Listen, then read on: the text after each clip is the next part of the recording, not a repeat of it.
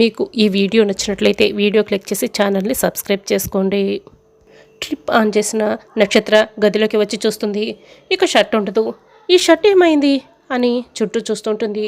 అప్పుడే గోరింటాక్ పిన్ని అటుగా వెళ్తూ ఉంటుంది.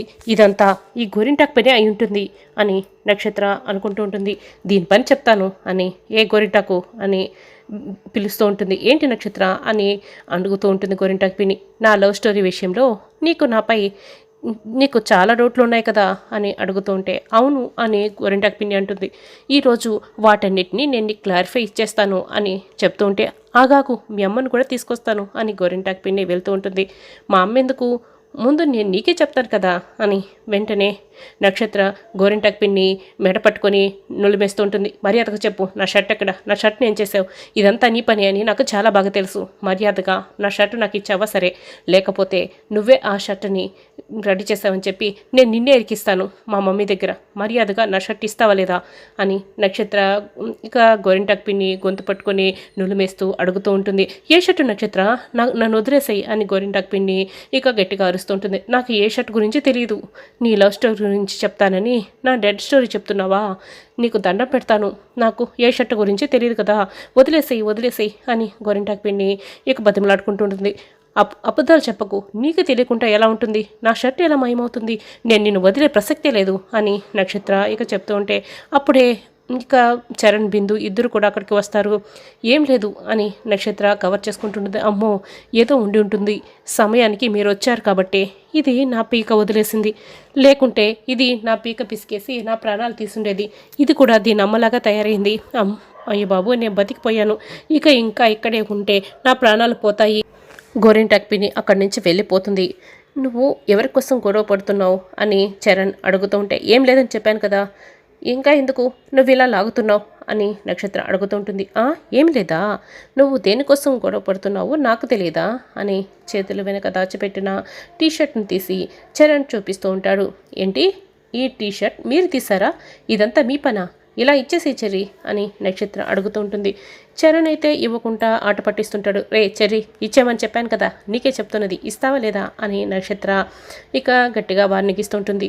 ఇచ్చే ముందు నాకు ఒకటి చెప్పాలి, అసలు అన్నయ్య పేరు వింటేనే ఇంతెత్తున ఎగిరిపడి నువ్వు ఇప్పుడేంటి అన్నయ్య ఫోటోని షర్ట్ మీద వేసుకొని తిరుగుతున్నావు, ఏంటి సంగతి, నువ్వు చెప్తేనే నేను ఇస్తాను అని చరణ్ అడుగుతుంటే ఏం లేదని చెప్తున్నాను కదా అని నక్షత్ర చెప్తూ ఉంటుంది. ఏం లేదంటే బిందు, అయితే మనం వెళ్దాం పదా అని చరణ్ ఇక షర్ట్ పట్టుకొని వెళ్ళిపోతుంటారు. ఎక్కడికి అని నక్షత్ర గట్టిగా పట్టుకుంటుంది. ఎక్కడికేంటి, నువ్వు ఏమీ లేదని చెప్తున్నావు కదా, అందుకే ఈ షర్ట్ని నేరుగా మామయ్య దగ్గరికి తీసుకువెళ్ళి నీ సంగతి ఏంటో తేలుస్తాను అని చరణ్ అనటంతో నీకు దండం పెడతాను, ఆ పని మాత్రం అస్సలు చేయకు అని నక్షత్ర అడుగుతూ ఉంటుంది. మేము ఆ పని చేయకూడదు అంటే నువ్వు నిజం చెప్పాలి, ఏంటి బెటర్ అని చరణ్ అడుగుతూ ఉంటాడు. ఇక నక్షత్ర అయితే సిగ్గుపడుతూ ఉంటుంది. నీకు సిగ్గు సూట్ అవ్వలేదు నక్షత్ర, మ్యాటర్ చెప్పు అని బిందు అంటుంది. సిగ్గుపడుతుంటే మీకు అర్థం కావటం లేదా, నేను మీ అన్నయ్యని ప్రేమిస్తున్నాను అని నక్షత్ర ఇక సిగ్గుపడుతూ చెప్తుంటే ఇక బిందు చరణ్ ఒకరైతే షాక్ అయి చూసుకుంటూ ఉంటారు. ఇక చాలా సంతోషపడుతూ ఉంటారు. ఏంటి నిజమా, నువ్వు అన్నయ్యని ప్రేమిస్తున్నావా, మరి అన్నయ్య అని చరణ్ అడుగుతుంటే మేము ఒకరినొకరు ప్రేమించుకుంటున్నాం అని నక్షత్ర అంటుంది. అవునా అని వెంటనే చరణ్ అయితే ఆ టీషర్ట్ని నక్షత్ర చేతిలో పెడతాడు. అమ్మయ్య ఇచ్చేసావా అని నక్షత్ర అడుగుతూ ఉంటుంది. ఇవ్వటం ఏంటి, నీకు వెంటనే స్వీట్ కూడా తినిపించాలనుంది, పొద్దున్నే నా ముఖం నేనే అద్దంలో చూసుకుంటున్నట్లున్నాను, ఇంత గుడ్ న్యూస్ విన్నాను ఈరోజు అని చరణ్ చెప్తూ ఉంటాడు. నక్షత్ర అయితే ఇక అక్కడి నుంచి వెళ్ళిపోతుంది.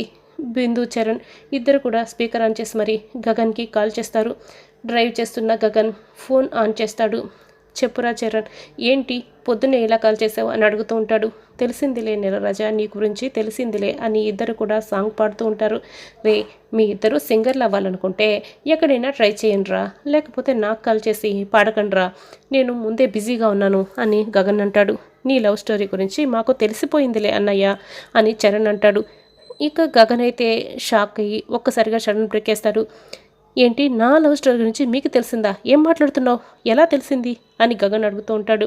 ఎలా తెలిసింది అని అడగడం కాదన్నయ్య, నువ్వు ప్రేమించే అమ్మాయి ఈ ఇంట్లోనే పెట్టుకొని ఇన్ని రోజులు మేము తెలుసుకోలేకపోయామే, అది ప్రశ్న అని చరణ్ అంటాడు. నేను నీతో ఇంత క్లోజ్గా ఉన్నా కూడా ఆ అమ్మాయి ఈ ఇంట్లోనే ఉంది, ఈ ఇంట్లో అమ్మాయి అన్న విషయం నువ్వు నాతో చెప్పలేదు చూడు అని చరణ్ అడుగుతుంటే, అంటే ఆ విషయం నీకు చెప్తే నువ్వు అందరికీ ఇంట్లో చెప్పేస్తావు కదా, ప్రాబ్లం అవుతుందని చెప్పలేదు అని గగన్ అంటాడు. అలా చెప్తే మేమిద్దరం ఒకటి కాకముందే లేనిపోని గొడవలు స్టార్ట్ అయిపోతాయని చెప్పలేదురా చెర్రీ అని గగన్ అంటాడు. అవును, అది నిజమే, నా నోట్లో ఏది కూడా దాగదు కదా, బుల్లెట్లా వెంటనే దూసుకొస్తుంది అని చరణ్ అంటాడు. నువ్వు కరెక్ట్గా ఒప్పుకున్నావురా చెర్రీ అని గగన్ చెప్తాడు. అయినా అన్నయ్య, నీ లవ్ స్టోరీ ఇప్పుడు నాకు తెలిసిపోయింది, ఇది ఇల్లంతా పాకడానికి ఎంతో సమయం పట్టదన్న భయం నీకు లేదా అని చరణ్ అంటే, లేదు, ఇప్పుడు నేను అన్నిటికీ తెగించేశాను, గగన్తో గొడవ ఎందుకని మీ మామయ్య తగ్గాడా సరే సరే, లేకపోతే తగ్గించి మరి నేను నా ప్రేమని దక్కించుకుంటాను అని గగన్ అంటాడు. వామ్మో, నువ్వు ఇలా మాట్లాడుతూ ఉంటే నాకు టెన్షన్ వచ్చేస్తుంది, ఇంట్లో చాలా పెద్ద గొడవ అయ్యేలా ఉంది, అయినా మామయ్య ఎలా తగ్గుతాడు సోదరా అని చరణ్ అడుగుతాడు. తగ్గుతాడు, తగ్గకపోతే నేను తగ్గిస్తాను కదా, అది నువ్వు కూడా చూస్తావు అని గగన్ ఇంకా ఫోన్ కట్ చేస్తాడు. వామ్మో, చూస్తుంటే పెద్ద గొడవ జరిగేలా ఉంది, అన్నయ్య మనకేంటి ఇలా షాక్ ఇచ్చేస్తాడే అని ఇక బిందు చరణ్ ఇద్దరు కూడా బాగా కంగారు పడిపోతుంటారు. ఇక గోరింటాకు పిండి పరిగెత్తుకొని అపూర్వ దగ్గరికి వస్తుంది.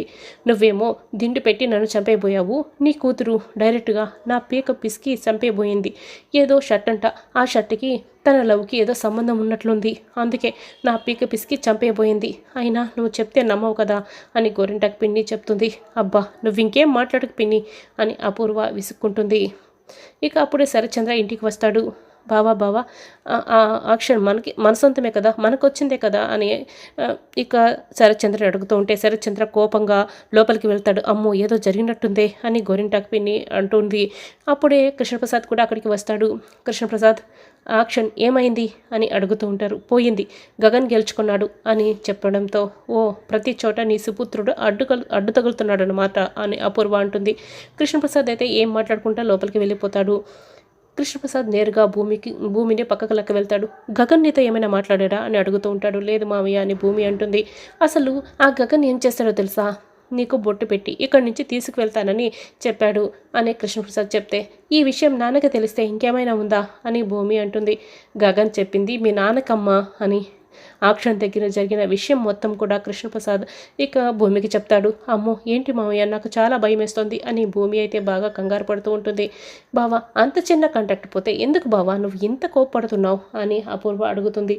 ఒక రకంగా చెప్పాలి అంటే, ఇప్పుడు నేను మందు మానేయకపోయి ఉంటే ఇప్పుడు మందు తాగుతూ కూర్చునేవాడిని, అది 70 కోట్ల కాంటాక్ట్, వాడి చేత నేను 500 కోట్లకి కొనుక్కునేలా చేశాను, ఒక రకంగా ఈ యాక్షన్లో నేనే గెలిచాను అని శరత్చంద్ర చెప్తాడు. మరి ఇంకెందుకు బావా ఈ కోపం, ఈ టెన్షన్ అని అపూర్వ అడుగుతుంది. వాడేం చెప్పాడో తెలుసా, రేపు మన ఇంటికి వస్తాడంట, మా అమ్మాయి మొదటిపోయి బొట్టు పెట్టి నా భార్య అని చెప్పి ఇక్కడి నుంచి తీసుకువెళ్తాడంట అని చెప్పడంతో అపూర్వ అయితే నక్షత్రాన్ని అనుకుంటూ ఉంటుంది. వాడేంటి బావా మన కూతురిని తీసుకువెళ్ళేది, వాడికి ఎక్కడి నుంచి వచ్చింది అంత ధైర్యం అని అపూర్వ అడుగుతూ ఉంటుంది. నక్షత్ర కూడా వాడిని ప్రేమిస్తుంది కదా, అందుకే వీడు ఇంత ధైర్యంగా చెప్పాడేమో అని అపూర్వ అనుకుంటుంది. నేను కూడా అదే అడిగాను, నీకు ఆ హక్కు లేదు అని అంటే, భూమి ఏమైనా నీ సొంత కూతురా అని వాడు అడిగాడు అని శరత్చంద్ర అంటాడు. ఓ బావా, మాట్లాడేది భూమి గురించా, నేను ఇంకా నక్షత్ర గురించి అనుకున్నాను అని అపూర్వ అనుకుంటుంది.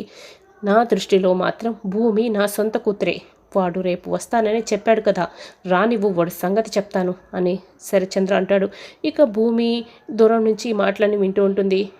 వంశీ వాళ్ళ అమ్మ నాన్న ఇందుకి దగ్గరుండి మరీ బిర్యానీ తినిపిస్తూ 2 బ్యాగులు రెడీ చేస్తూ ఉంటారు. అర్జెంటుగా మీరిద్దరూ తినేసి తర్వాత ఈ బ్యాగులు పట్టుకొని కట్నం డబ్బులు తీసుకురండి, ఏమండి మీరు కారు కూడా బుక్ చేయండి, కట్నం డబ్బులు బ్యాగుల్లో సరిపోకపోతే డిక్కీలో వేసుకొస్తారు అని సౌందర్య అంటుంది.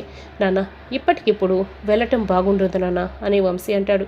అవును, అల్లుడుగా వీడు వెళ్ళడం బాగుండదు కాబట్టి పియ్యంకులుగా మనమే వెళ్ళి తెచ్చుకుందాం అని అతను చెప్తాడు.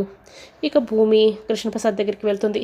నాన్న కూడా చాలా కోపంగా ఉన్నాడు, ఆయన చెప్పారు అంటే ఖచ్చితంగా వచ్చేస్తారు మావయ్య, నాకు చాలా టెన్షన్గా ఉంది అని చెప్తూ ఉంటుంది. ఇక అప్పుడే ఫోన్ వస్తుంది. అదిగో వాడే ఫోన్ చేస్తున్నట్లున్నాడు, ఏదో ఒకటి చెప్పి వాడిని అడ్డుకోమ్మా, ఇక్కడికి రాకుండా చూడమ్మా అని కృష్ణప్రసాద్ చెప్తాడు.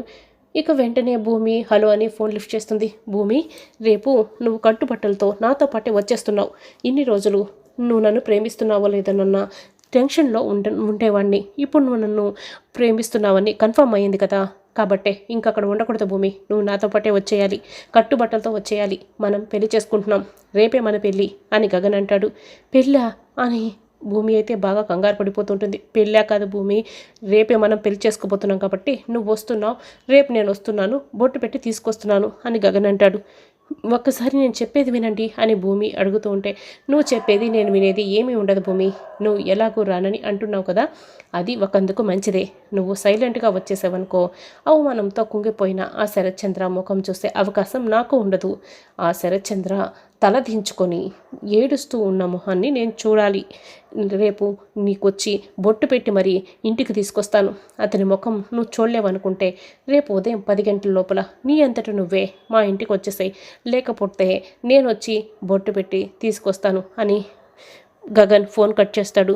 ఇక భూమి అయితే అయ్యో ఫోన్ కట్ చేసేసాడే అని భూమి అయితే బాగా కంగారు పడుతూ ఉంటుంది.